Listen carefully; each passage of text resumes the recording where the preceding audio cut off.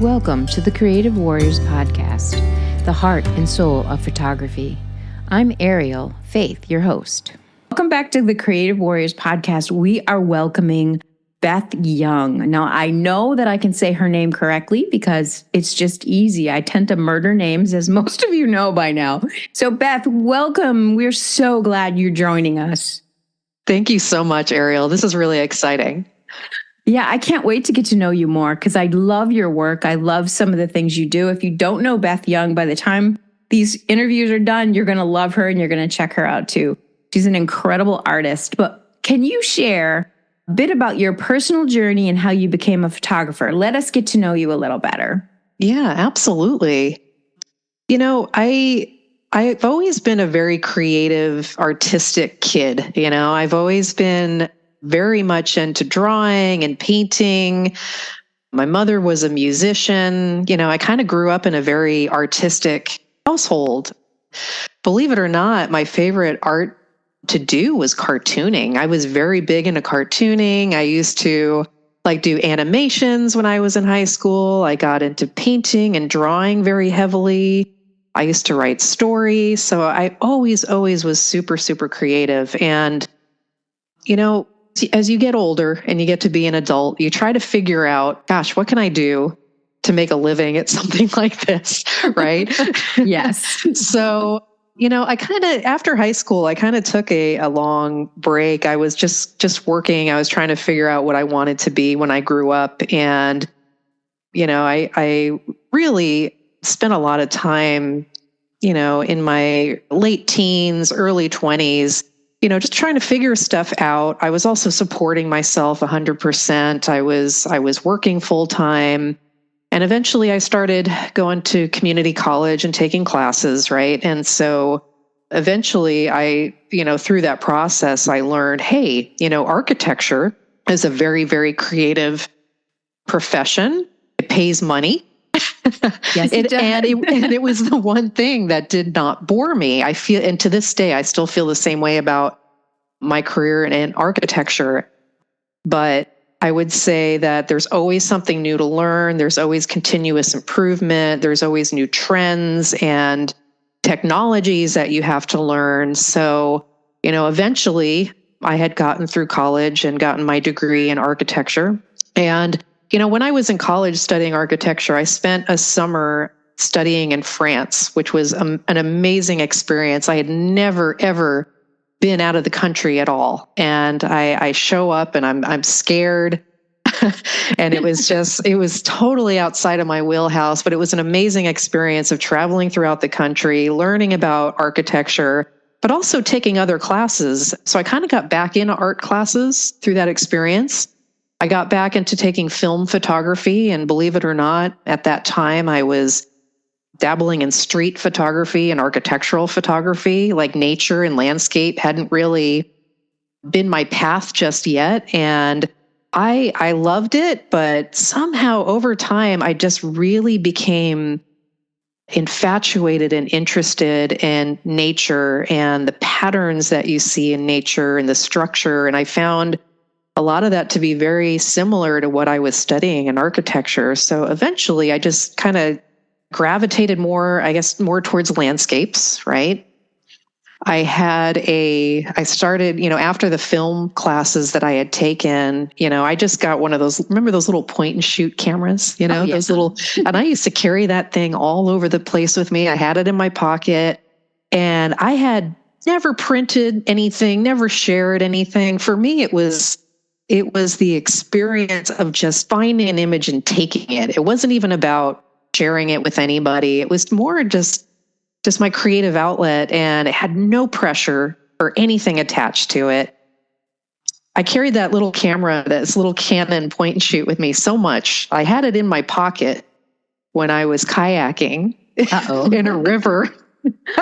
You can see where this is going, right? I can, yes. Yeah. And I was, you know, I was looking at birds, you know, just taking out my little point and shoot. I had it in my pocket, and man, I tell you what, if I didn't hit a rapid and that kayak flipped, And I was like, oh my God, my little camera. And I picked it up out of the water and, I tried to dry it off. I tried to put it in the rice. Thing is dead. I still have that camera, by the way. It's just a nostalgic. Yeah, it's a nostalgic thing, right? So when that happened, I was like, okay, well, I'm obviously I'm going to continue with this photography thing. So that's when I bought my first DSLR. I got myself a little Canon Rebel. Remember those little Canon Rebel TIs? I thought it was so cool. It had a kit lens. You could take the lenses off and, put different lenses on. It was amazing. Yeah. And so, that was partly the time when I was really getting into landscapes. Obviously, living in Northern California, there's a lot that's close to me here in Sacramento. I can go to Yosemite for a day. I can go to Shasta. I could go to Lassen. I could be on the coast. I could be in wine country, whatever. There's so much that's around me that I was really, really inspired to photograph. And so that's kind of what got me in that journey. And, I would say photography is one of those things that's similar to architecture. It's just something that has really inspired me to express myself. And it's something that I just never get bored of doing. It just continues to excite me. Yeah. It's interesting. I don't know if I had shared this with you, but I've worked with architects and engineers for the last 30 years. And I've been a residential in Florida. You can work as a residential designer without your architectural license. You just have to work with the architects and the engineers for your drawings, to get them complete. Yeah. And so I've been in your world, that world, right? Mm-hmm. So we have that connection because there is such an interesting connection between architecture and building. And I worked for some classical architects that were, they were Stern trained. Yep. So they were serious. I don't know if you know anybody from the Disney group. Yes, I'm very familiar. Yes. Yeah. I worked with some of them. So yes. Yep. That was major classical training. So there's a lot of neat natural patterns in that proportion, right? So it's so connected when you look at nature and you see those patterns and you see, it's just fascinating to see those two things. So I completely understand that. I apologize to the audience if we're talking in a different language. There are some of you that will get this. Yes, definitely. I think, honestly, I think there is a lot of parallels between design and architecture and photography. And one of the things that I've, brought up in the past is that I really feel like both design and architecture and photography really requires you to use your right brain and left brain in equal measure, right? So you have to be, obviously you have the creative, expressive side, but you also have that highly technical side that you have to master that kind of allows you to express that creativity. Does that make sense? So it's, I really, maybe it's because I'm a Libra, I don't know, but I'm very kind of equal left brain, right brain kind of person. And so I think that's why, I gravitate to photography so much because it is equally technical with creative. And I'm using the technical side more to, not as a means to an end, but I want to understand the technical side enough to allow me to express what it is that I'm trying to say. That makes sense. So. Yeah. And just to give the audience a little bit of, background to that, if they're not familiar with this field, a lot of the technical is making sure the building stands up. Correct. Yeah. And the materials don't fly off. So a lot of the technical is about making sure the buildings are safe. Correct. Not just beautiful, they're safe. So that's kind of what we mean by technical. We want the tree to stand. We want the roots to be rooted, right? The same thing with a building, right? So that's kind of, I just thought I'd share a little bit of that's really helpful. That's really helpful. Yeah, because you want it to be beautiful. You want it to be inspiring. But to your point, it has to stand up, has to meet code. And in your case, I'm sure the earthquakes. Earthquakes, yes. Yeah, and now you probably have some building materials that are fire resistant. Oh, very much. Yeah. Yeah. So because exactly. and I live in, hurricane world. So Correct. we have wind issues. Yeah, exactly. But yeah, I see a lot of parallels to photography, to be honest with you. I mean, you have to understand how to use the equipment, how to, what settings you're going to use. There's a whole thought process that you have to, kind of go through, like almost like a checklist in your mind to capture the image and convey the story that you're trying to tell. And I think with composition, that it helps because you as a designer or an architect, or you trained your mind to see proportion. And so when you're looking at composition, it's almost, you've already trained your mind to see that. Yeah. So it's easier to frame it in a sense because you've already developed that skill of seeing those proportions and patterns, and you understand really what the spiral is, the golden. Yeah. That's a good way of putting it, because it's interesting when I was learning photography, and believe me, I had a lot to learn. We all do. It was, there's a lot of content out there about, composition and things like that. But for some reason, I never really explored, learning that. To me, the focus was more on how do I operate my camera? Because to your point, I felt like I really did have an innate sense of proportionality and composition. And I didn't feel like that was my weak side. I felt like what I needed to learn was more of the technical stuff to express what it was that I was seeing and express my creativity. I think part of that kind of came from just all the artistic, creative endeavors that, I dabbled with throughout my whole life. So I kind of felt like that was very intuitive to me, to the point where if somebody asked me to teach them composition right now, I might have a little bit of a hard time doing it, because to me it is so intuitive.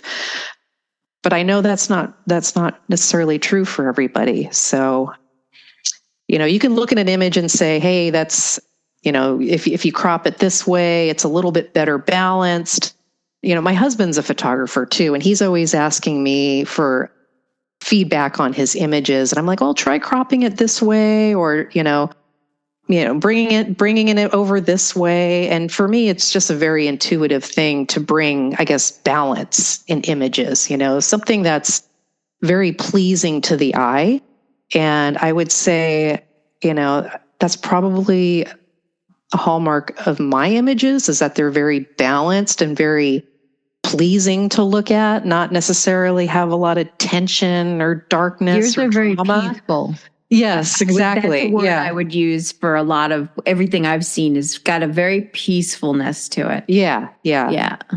I'm very driven by that. I really feel like that's my voice in photography, is to bring, peacefulness and calm and respite in images. That's very important to me. It's funny because I was just about to ask you about your values and beliefs and how that's influenced your photography and your approach. And that's pretty much what you just said, was that peacefulness that exists, and it really exists in nature. Yeah. If we don't put ourselves out there and we're stuck in the office and we're stuck in our houses and we're watching Netflix or whatever, and we're not going to those places that exist all around us, no matter where we live in the country or even in the world, we're not hearing those natural sounds. We're not smelling those natural, what a tree smells like. If we're not putting ourselves in those places, we do lack peace. Yes. And we do get anxious, and the world is angry. And that a lot of that is because we're not giving ourselves that chance. And our work, your photography, peace is definitely something that's very, very strong in a lot of my work. I love that feeling of tranquility. Mm-hmm. And when you share that with others, it's a gift that they may not experience. Correct. Yeah. That's so true. Yeah. And it does say to themselves, I need to do that more. I mean, at least it puts the thought in their brain, right? Exactly. Yes. Yeah. I think you might have heard me at my Out of Chicago live talk recently. When I was doing some research for my talk, which was really about connecting healing with nature photography.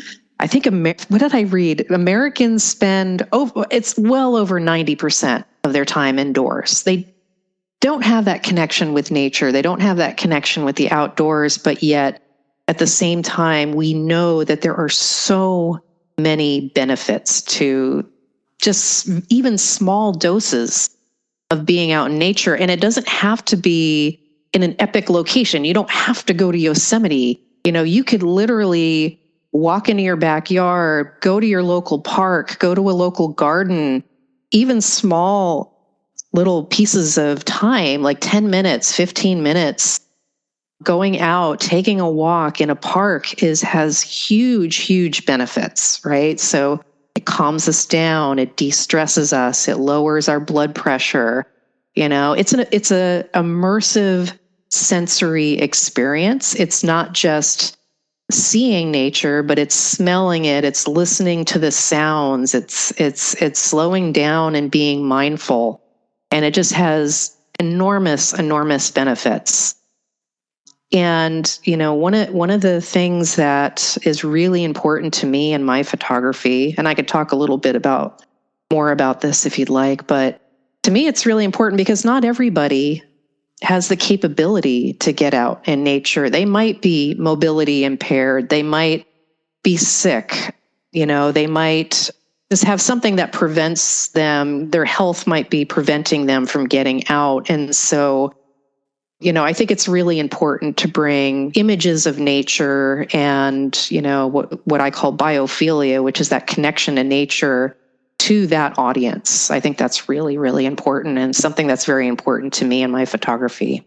Yeah, share, if you don't mind, share a little bit about your involvement with work in hospitals for that very reason. Because I think that's a really important thing, because I think a lot of that is more of a give from your perspective. But when we're in any kind of a field that is architecture, all those fields kind of have this, I don't know what the right word is, but there's this sense of, I've achieved, almost like it's more about you than it is about your work. Right. Do you know what I mean by that? Yeah, I think so. Yeah, there's an ego attached to a lot of it for some people. Yeah. But your work is very much of a give to the universe, and that's one of the things that I resonated with you immediately with, and I just loved that. So if you could share with the audience about how you've done work with hospitals and how the impact that's had. Yeah, absolutely. Well, it all started in my day job as an architect. Again, not sorry to keep going back to that. No, it's okay. It's part of your life. So at the time, ironically, I don't do healthcare architecture anymore. Now I kind of focus more on offices and government buildings. But at the time, I was very heavily involved in healthcare projects. And I was doing this project at a local hospital, Sutter Roseville Medical Center in Roseville, California. And it was a remodel of an existing space in the hospital to accommodate a chapel. And chapels are very important spaces in hospitals, when families and loved ones are going through some very difficult times. It's a place within a hospital that's a respite for people who may have lost a loved one, or, as a loved one that's in a lot of distress and pain. So I was working on this project, and the client had brought in this art consulting firm, and they said, hey, we really want to put this beautiful stained glass window in this space. And that was my first, exposure to what an art consultant does. And I was like, oh, this is really interesting. So I sat through this process. This art consultant comes in, and what they do is they go out and they will, how do I want to put this? They will, gosh, you're going to have to cut this one.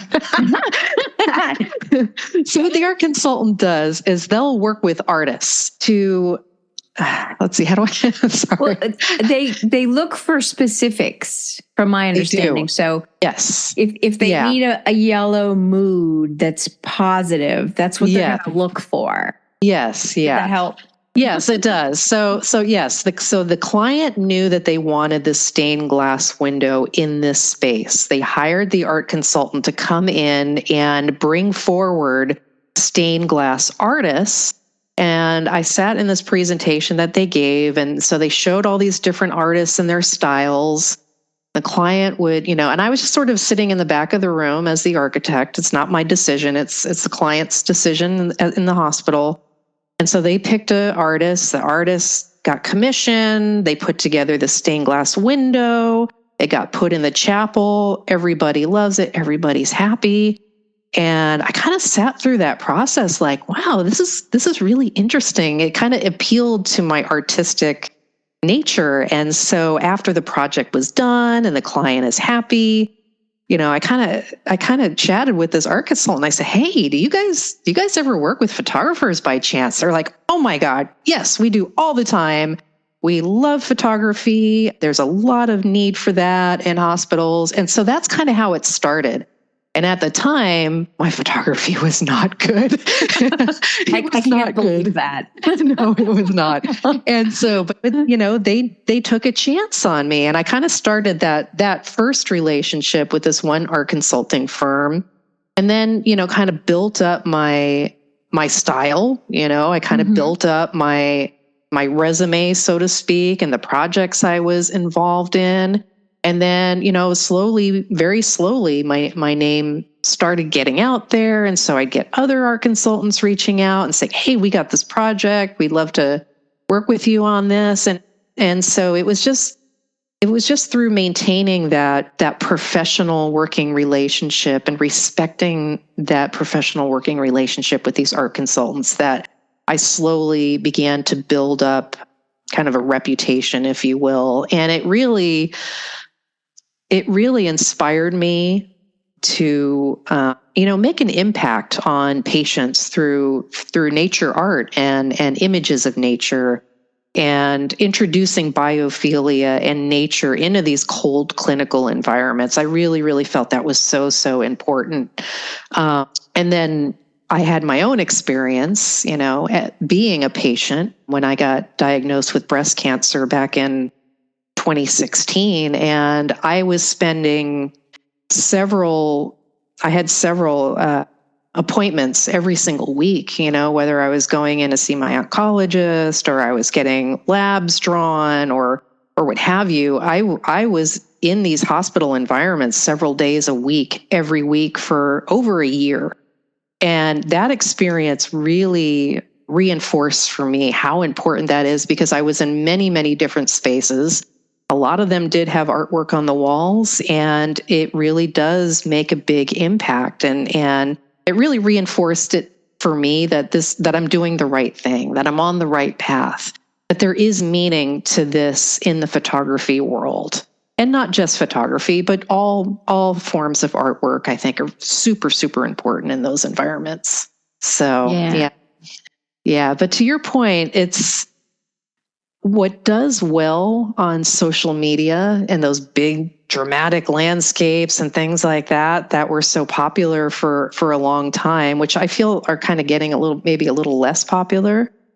I think there is more openness and acceptance of like maybe nature's smaller scenes. But what historically has done really well in social media and getting all the engagement is typically the opposite of what you will see in a healthcare facility. What they want is, bright colors, maybe, sometimes even middle of the day, bright sunlight shots. Nothing super dramatic, definitely an emphasis more on soothing landscapes, trees, flowers, plants, small scenes, things like that are more quiet and introspective. So it's a little bit different than what, that even sometimes I'll even post on social media. So yeah, I would think that the light, for a lot of people, the light is hope. Yes. Mm-hmm. So it's metaphorical. Yeah. Yeah. So when you have images that are filled with light and backlighting and some of those things that really show off that light, where it's very visible. Yes. Versus the subject. Yeah. those would be something that would resonate in a hospital setting because they want the patients to have a sense of hope. Yeah. And that's interesting. Very scary. Yeah. You do want to provide a sense of hope and healing. And the light is very, very important. I think naturally, I've always been really, really drawn to backlight. I love backlight so much. It's one of my favorites. You always see me shooting like into the sun. I'm so excited when I see backlit stuff and people are like, what is wrong with you? I love it. I love when the sun illuminates a subject, flower petals or leaves or shining through trees. It's just my favorite. I absolutely love it. So 9 times out of 10, you'll actually see me shooting into the sun because backlight is my favorite. Yeah, nothing wrong with middle of the day shots. Nothing wrong with that at all. So awesome. And thank you for sharing your vulnerable story, because I think so many of us, especially the older we get, some of these horrible experiences touch us. Yes. Right? It's either touching us or it's touching somebody that we love. So, and all those illnesses and even COVID, all that stuff affects every one of us. Yeah. And finding peace through photography, giving to others through our work. I mean, that's just it takes something that is pretty by itself and really gives it purpose. And to me, that is extra value. I agree. Yeah. One of the things that I think about a lot, in the past, I've heard some photographers kind of complain that photography is such an accessible medium to everybody. But to me, that's what I love about it. I think if you're going through a health issue, if you're going through, whether it's physical or mental, or you have a chronic illness, or you're going through a temporary illness, employing photography to kind of work through your feelings and your emotions, I think is such an amazing, amazing gift. And I don't see anything wrong with photography being accessible to every single one of us. That's one of the things that I actually really, really love about photography. Anybody can do it. Anybody's got, phone in their pocket. I know. Right? They're getting so good. Yeah. And they're getting really, really good. And I think that's amazing, right? But I think just, there's something to be said for kind of working through those emotions and those struggles, and even to the extent that you build resilience through practice of photography, because I think photography really encourages you to slow down and be mindful and reflect and express and share if you feel comfortable sharing. So and I've talked about this on a lot of episodes with a lot of different photographers, but a lot of times when you look through the lens or through the eyes of a camera, you see things, or you start to see things that you never noticed before, like backlight as a great example. You might never have really even known that that's what you were looking at, or you might have seen it, but then you start looking for it. So the world that you live in becomes bigger and more exciting, even though you haven't done anything other than change your perspective. So that act of photography really does enrich your life, just because you're everything you look at is with that lens. Yeah. So I think it definitely. Did you see that cool thing? And people are like, what are you talking about? I think it definitely heightens your awareness. I'm so glad you brought that up. It's there's a name for it. It's like when you go out and you buy a red car, all of a sudden you see red cars everywhere, right? Yeah. It's like the same thing when you take up photography and you're practicing photography. It does heighten your awareness of things, and you do notice a lot more, and you notice more of the beauty that is around you. And it doesn't have to be in an epic location. It could be in your yard. I like photographing weeds. I like photographing grass. I know. Cool. I look for bugs, like whatever. Like I love that stuff. But it definitely heightens your awareness of all the beauty that's around you. And honestly, I think some of the greatest advances in my creativity have been those times where I have been the most constrained, where I haven't had the freedom to, drive to like an epic location and shoot an epic sunset, where I kind of have to be more mindful and look and see what's in my backyard and what can I photograph, what inspires me, and what do I feel like sharing, Yeah, awesome. Yeah. Thank you. All right, we're going to wrap this episode up, but we're going to come back and dig a little deeper into the whole mindfulness and being present while you're photographing, that whole being able to slow yourself down. So we're going to talk a little bit more about that when we come back again. Thank you, Beth, and we will be back. One more question before you go. How can people learn more about you and see your artwork? Yeah, so you can find me on Instagram at optimal_focus is my handle. Also, my website is optimalfocusphotography.com. And so I am starting to get into, teaching, mentoring, workshops. I have a couple of women's retreats coming up. One is in Olympic this summer, and then I have one coming up in Joshua Tree next spring. And so those are on the events tab on my website. My website needs to be updated, so please, be gracious. Be gentle with me. Yes, thank you. And then I wanted to do a little plug because there's a organization that just got started by some female photographers called Outdoor Photo Alliance, and they are doing an all women's conference coming up in February in Colorado. And so I will be speaking at that too. So yeah. And I believe it's outdoorphotoalliance.com. I told them I would give them a plug since this is like their inaugural thing, but it's really geared towards women, giving women kind of a safe space to learn about photography and be inspired. So I'm really happy to be part of that as well. If you enjoyed this podcast, The Creative Warriors, the female heart and soul of photography, please like, subscribe, share, and comment. Until next time, keep exploring, keep learning, and keep the conversation going. Stay curious and have a happy artistic journey. Thank you for listening to the Creative Warriors podcast, the female heart and soul of photography. See you next episode.